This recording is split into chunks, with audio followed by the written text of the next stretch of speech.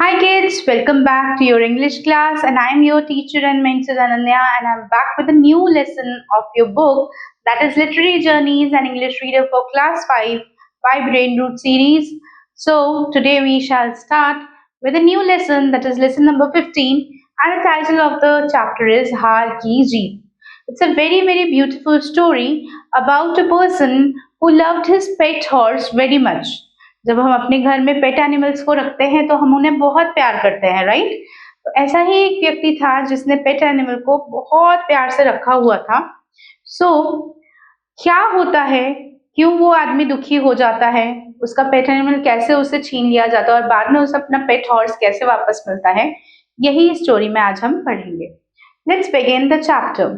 Baba Bharati cherished his horse Sultan more than anything else. One day Khadka Singh shyly snatched Sultan from him. Baba Bharti faith was broken, but one day Khadka Singh felt ashamed and he returned the horse to Baba Bharti. So let's study. As a mother feels happy to look at her child, a moneylender feels proud to see his debtor, or a farmer feels satisfaction to his flourishing field, is the joy Baba Bharti felt when he looked at his horse. यानी दूसरे लोग हर उस चीज पे जितनी खुशी महसूस करते हैं, बाबा भारती भी उतनी ही खुशी महसूस करते थे। फॉर एग्जाम्पल, बाबा भारती को अपने घोड़े को देखकर उतनी ही खुशी होती थी जितनी कि एक किसान को अपने फसलों को देख के खुशी होती है। इसी तरह से किसी साहूकार को अपने जो कर्जदार हैं उन्हें देखकर होती है और एक माता को अपने बच्चे को देखकर होती है। मतलब वो अपने घोड़े से बहुत ज्यादा प्यार करते थे। Alright, the time that was left after worship was spent on the horse. The horse was very beautiful and strong. There wasn't a horse like it in the whole region. So बाबा भारती पूजा करने के बाद जितना भी time रहता था वो सारा इस घोड़े के पीछे दे देते थे। उसकी देखभाल करना, उसको प्यार करना, उसका ख्याल रखना, ये सारे काम जो है बाबा भारती करते थे। और उस पूरे इलाके में ऐसा दूसरा घोड़ा नहीं था, इसीलिए प्यार से बाबा भारती ने उसका नाम सुल्तान रखा था। बाबा Bharti called him Sultan. He would brush him with his own hands, feed him and watch him in delight. Such dedication, such love, such affection that perhaps even a true lover wouldn't have for their beloved. तो इतना ज्यादा प्रेम, इतना ज्यादा अपनापन जो बाबा भारती उस घोड़े को देते थे, शायद ही कोई और दुनिया में किसी और को करता हो। बाबा Bharti had renounced everything, money, possession, land, even civil life. He found city life very repulsive. उन्हें शहरों का जो रहन सहन था वो बिल्कुल अच्छा नहीं लगता था। उन्होंने सब कुछ छोड़ दिया था, पैसा, फैमिली, प्लेजर, पोजेशन, संपत्ति, सब कुछ त्याग दिया था।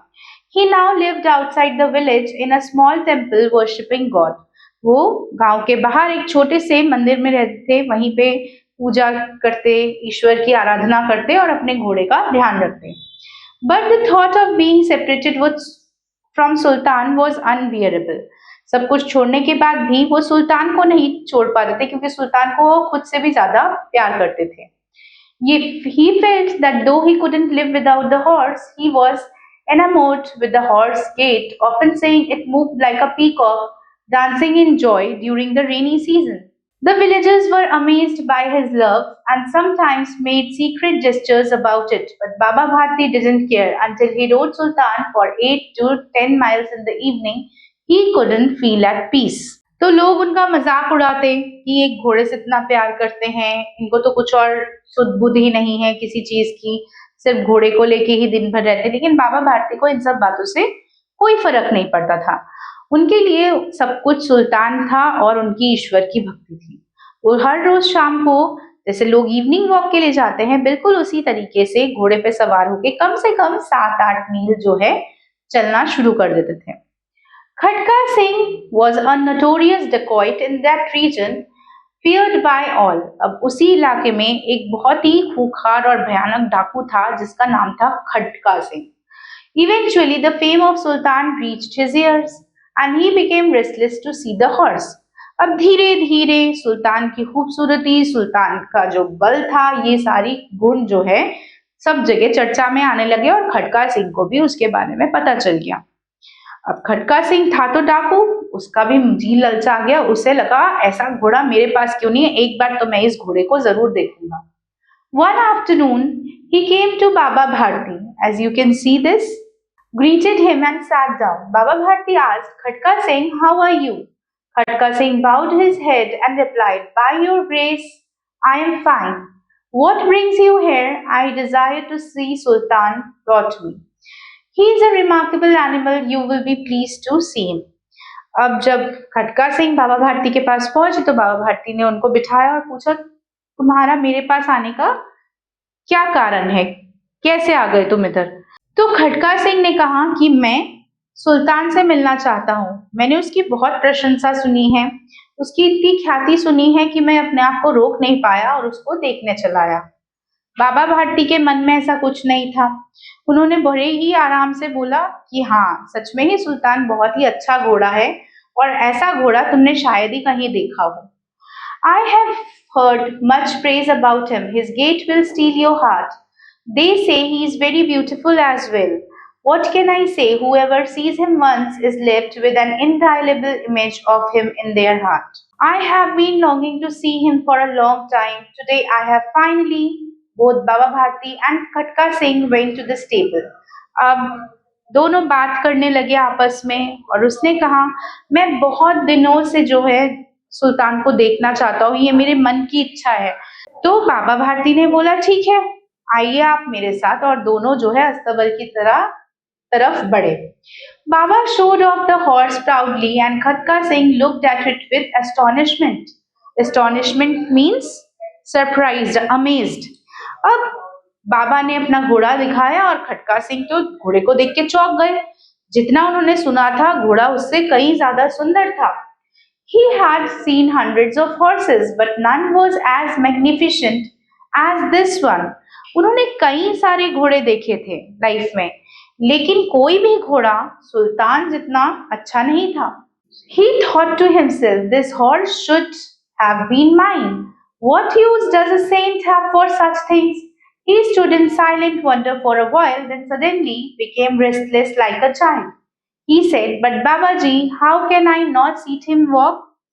तो कुछ देर में ही सुल्तान को देख के खटका सिंह के मन में लालच आ गया। उसने सोचा, बाबा तो सब कुछ त्याग चुके हैं, बाबा भारती इस घोड़े को लेकर क्या करेंगे? वो तो सारी मोह माया त्याग चुके हैं, फिर इस घोड़े को रखकर भी क्या करेंगे? ये घोड़ा तो मेरे पास होना चाहिए, मुझ जैसे किसी के साथ ही ये घोड़ा अच्छा है। अब वो सोच में पड़ गया। एकदम से उसने बोला, बाबा ये चलता कैसे? मैं इसे चलते हुए देखना चाहता हूँ। After hearing the praise of horse, Baba Bharti too became eager to show it off. He brought Sultan out, patted him and suddenly mounted him. The horse flew like wind. Seeing Sultan's gait and speed, Khatka Singh's heart filled with envy. अब बाबा भारती भी खुश हो गए। भाई, जब किसी के बच्चे की तारीफ होती है तो जैसे पेरेंट्स खुश हो जाते हैं, बाबा भारती भी सुल्तान की प्रशंसा सुन के खुश हो गए और सुल्तान को चल के दिखाने के लिए बोला। सुल्तान भी दौड़ने लगा, अपनी स्पीड से फुल स्पीड में दौड़ा। उसकी तीव्र गति को देख के और उसके भागने को देख के अब तो जो डाकू था खटका सिंह, उसका मन ही डोल गया। उसे लगा अब तो ये घोड़ा मेरे पास ही होना चाहिए। Being in dacoit, he considered anything like to be his. He had the strength and the men. As he was leaving, he said, Babaji, I won't let this horse stay with you. अब वो जब जाने लगा, उसने कहा, बाबाजी, मैं इस घोड़े को आपके साथ नहीं रहने दूंगा, क्योंकि इस पे तो मेरा दिल आ गया है। अब मैं इस घोड़े को अपने पास रखूंगा। बाबा भारती became frightened. बाबा जी तो डर गए। Now he couldn't sleep at night, spending every night guarding the stable. He lived in constant fear of Khatka Singh, but several months passed and the dacoit didn't come. Baba Bharti started to believe that his fears were unfounded like a bad dream. अब बाबा का मन तो डर गया कि वो सुल्तान से बिछड़ जाएंगे, ऐसा कैसे होगा।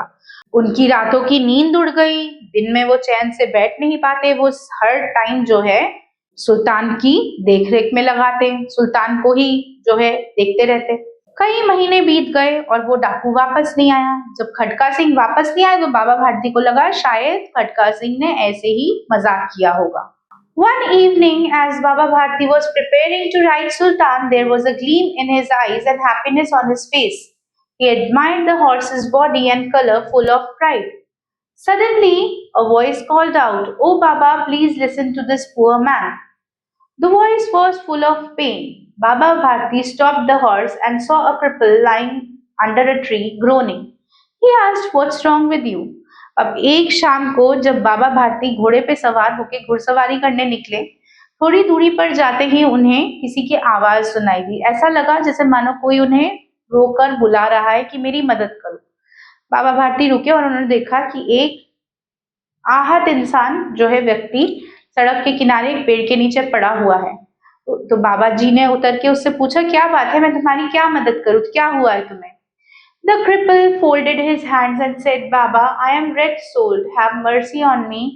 Ramawala is 3 miles from here. Please give me ride. God will bless you." Who do you have there? Have you heard of Vidya Durgadar? I am his stepbrother. Baba Bharti dismounted and helped the crippled onto the horse. He took hold of the reins and started walking slowly. Suddenly, he felt a jerk and the reins slipped from his hand. To his astonishment, the cripple sat upright on the horse. The cripple was none other than Khatka Singh, the dacoit. So, बाबा भारती ने कहा, क्या मदद चाहिए तुम्हें? तो उसने बोला, बाबा, मैं मजबूर हूं, मैं चल नहीं पा रहा हूं ठीक से, मुझे चोट लगी है, मुझे आगे जो है थोड़ा पहुंचाना है, कुछ मील, 3 मील आगे तक पहुंचा दो, मुझे रामवाला जाना है। तो बाबा ने बोला, वहां कौन रहता है? तो उसने बोला, वहां मेरा सौतेला भाई रहता है, मैं उससे मिलने जा रहा हूँ, उसका नाम वैद्य दुर्गादत्त है। तो उसने बोला, ठीक है, बैठ जाओ। बाबा खुद घोड़े से उतर के चलने लगे और उसको जो है उस इंसान को बिठा दिया घोड़े पे। अब कुछ दूरी चलते ही अचानक घोड़े पे एक झटका लगा और बाबा ने क्या देखा कि वो जो लंगड़ा आदमी था वो एकदम सीधे होके बैठ गया और घोड़े को अच्छे से चलाने लगा। और एक्चुअली वो आदमी और कोई नहीं था, वो डाकू था, खटका Singh. Baba Bharti stood still for a moment. After time, he gathered himself and shouted, "With all his might, wait for a moment." Khatka Singh stopped the horse and stroking its neck affectionately said, "Babaji, I won't give this horse back." कुछ देर तो बाबा जी चौंक गए, कुछ कहने की हालत ही नहीं हुई उनकी। फिर उन्होंने एकदम से सारी शक्तियां जुटा के एकदम से रोका, कह रहे, रुको जरा, तुम रुको, मेरी बात सुनो। अब खटका सिंह रुक गया और उसने बोला, बाबा जी, चाहे आप कुछ भी मांगे, लेकिन घोड़ा अब मैं ले चुका हूँ, घोड़ा मैं आपको वापस नहीं दूंगा। But listen to one thing, लेकिन मेरी एक बात सुनते जाओ। खटका Singh halted. Baba Bharti approached him with a look of such sorrow, like a goat looking at the butcher, and said, "This horse is yours now. I won't ask for it back. But Khatka Singh, I beg you for one thing. Please don't refuse me, or my heart will break. Babaji, command me. I am your servant, but I won't give this horse back." तो बाबा ने कहा, खटका सिंह, अब तुम लेके तो जा रहे हो, लेकिन तुम मेरी एक बात रख लो। अगर तुमने मेरी ये बात नहीं रखी तो मेरा दिल टूट जाएगा। तो खटका सिंह ने बोला, आप जो भी कहेंगे मैं हर वो बात मानने के लिए तैयार हूँ, लेकिन घोड़ा वापस नहीं दूंगा। खटका Singh was very intrigued and surprised. He can't imagine why Baba Bharti would make such a request. He tried to comprehend, but you don't think of any logical reason, so he asked, Baba, why such strange request? What purpose will it serve for you? तो उन्होंने क्या बोला? उन्होंने बोला कि देखो, my son, if you tell about this incident, no one will ever help a person in need. They will lose faith and never trust the weaker person. After saying, Baba Bharti slowly went away, but these words echoed in Khatka Singh's ear. तो बाबा जी ने उनसे request की कि अभी अभी जो घटना घटी है, जैसे तुमने मुझे बेवकूफ बनाया है, ये बात किसी और को कभी मत बताना। उनकी बातें सुनकर खटका सिंह को बड़ा अजीब लगा। उन्होंने कहा, ये कैसी बात है? बाबा जी अपना घोड़ा मांगने की जगह मुझे कह रहे हैं कि मैं ये इंसिडेंट किसी को ना बताऊं, कि मैंने कैसे उनको मूर्ख बनाया। वो ऐसा क्यों बोल रहे हैं? तब खटका सिंह ने पूछा, बाबा आप ऐसा क्यों कह रहे हैं? तो बाबा भारती ने कहा कि देखो, मैंने तो एक लाचार इंसान की मदद की है, लेकिन तुमने चालाकी करके मेरा फायदा उठाया। अगर लोगों को इस बात का पता चलेगा तो उनका भरोसा उठ जाएगा और अगली बार जो सच में कोई लाचार होगा और वो मदद मांगेगा तो लोग उसकी मदद नहीं करेंगे। इसीलिए किसी को भी ये मत बोलना। ये बातें कहकर बाबा भारती वहां से जाने लगे। बाबा भारती तो वहां से चले गए, लेकिन खटका सिंह के कानों में यही बातें जो हैं गूंजती रही। He thought, what high ideas, what pure thoughts. He loved his horse and his face lit up whenever he saw it. He used to say, I cannot live without it. He spent sleepless nights guarding it. But today, there wasn't a trace of sorrow in his face. All he cared was about the people should continue to trust poor. He sacrificed his personal loss for greater good. Such a person is not a man but a saint. अब खटका सिंह मन ही मन सोचने लगा, उसे अपने किए पे शर्मिंदगी होने लगी। वो मन ही मन सोचने लगा कि बाबा भारती कितने बड़े महात्मा हैं। वो इस घोड़े को अपने से भी ज्यादा प्यार करते थे, उनके लिए यही सब कुछ था, फिर भी एक बार भी उन्होंने गुस्सा नहीं दिखाया, वो रोए भी नहीं इससे बिछड़ने के लिए, बल्कि वो अभी भी दूसरों के बारे में सोच रहे हैं कि किसी गरीब की मदद हो जाए, किसी गरीब को दोबारा कोई इस तरह से ठगे नहीं। कितने बड़ी सोच है कि अपने से ज्यादा वो दूसरों के बारे में सोचते हैं। ऐसा इंसान कोई आम इंसान नहीं है, ऐसा इंसान तो कोई संत महात्मा है। He thought about them a lot and felt very sorry. In the dead night, Khatka Singh returned to Baba Bharti's temple. Everything was quiet. The stars were twinkling in the sky. In the distance, the village dogs barked. There was no sound from inside the temple. Khatka Singh was holding Sultan's rein. He quietly approached the stable. The gate was wide open, like the eyes of someone grieving.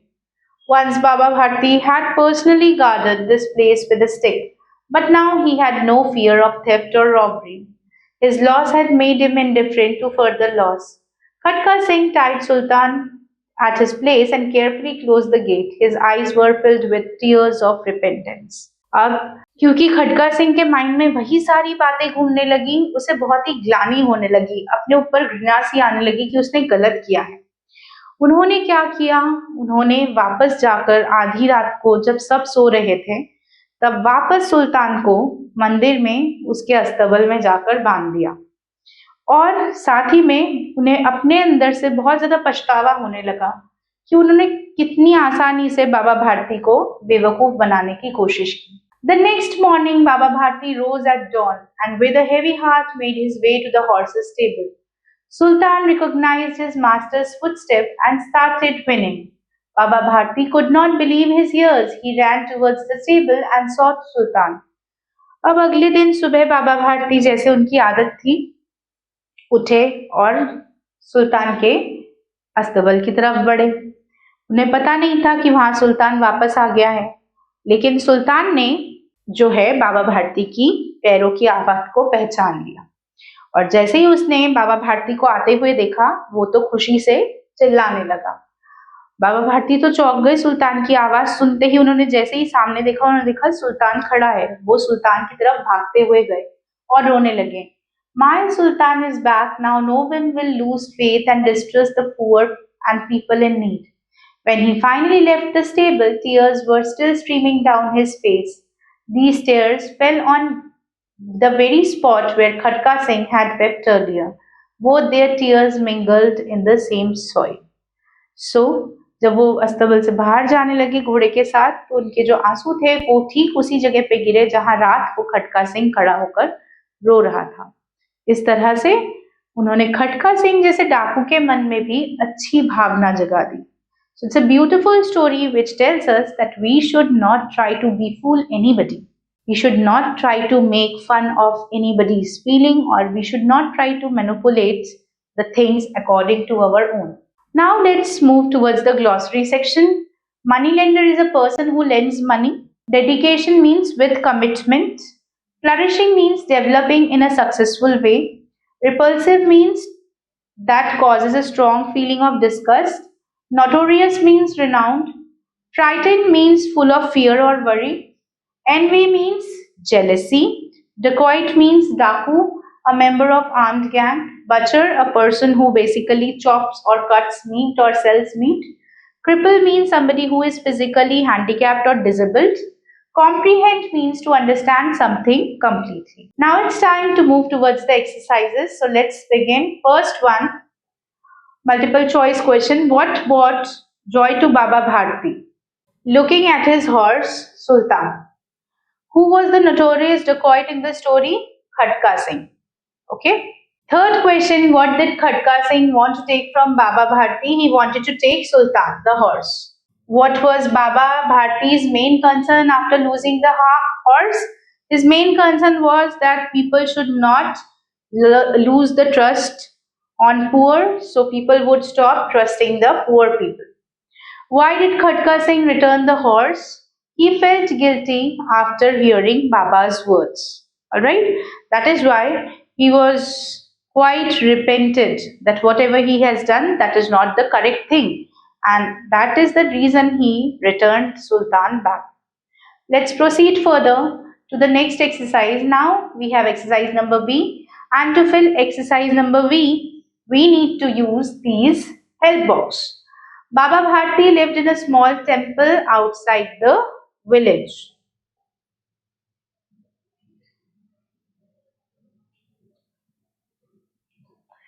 The horse name was Sultan.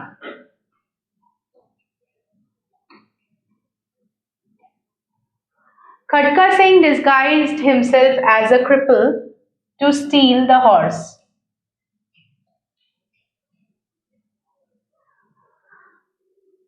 Baba Bharti asked Khatka Singh not to tell anyone about the incident. कि आज जो भी घटना घटी है वो फिर किसी को नहीं बताना. Fifth one, Baba Bharti's primary fear was that people would stop trusting the poor. So I hope children you have noted down all the fill in the blanks and completed the exercise along with me. Now let's move to the next exercise, that is exercise number C. Write T for true and F for false statements. So let's read the sentences one by one and assess whether they are true or false. Baba Bharti loved his son Sultan. Yes, Sultan was like a son to him, so he loved his horse very much. Next, Khatka Singh was a wealthy merchant. No, false. He was a dacoit, notorious dacoit. Baba Bharti willingly gave the horse to Khatka Singh. No, actually not. Because he basically tried to befool Baba Bharti, then only he gave. Khatka Singh felt guilty after hearing Baba Bharti's request. Yes, this is true. In the end, Baba Bharti got his horse back. True. So I hope children that you have done all the true and false as well. So with this, we are done with the exercises and we come to end to today's session. I will meet you soon again with a new chapter of your book where we would learn something more interesting and innovative. So stay tuned for the upcoming chapters. Till then, bye bye and take care.